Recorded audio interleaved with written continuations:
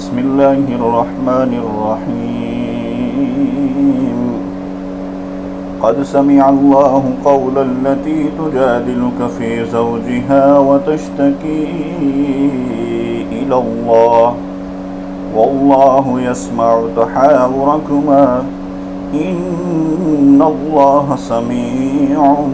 بصير الذين يظاهرون منكم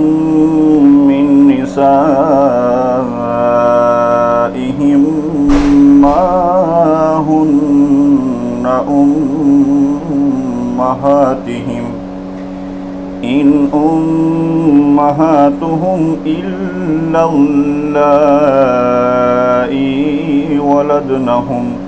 وإنهم ليقولون منكرا من القول وزورا وإن الله لعفو غفور والذين يظاهرون من نسائهم ثم يعودون لما قالوا فتحرير رقبة من قبل أن يتماسا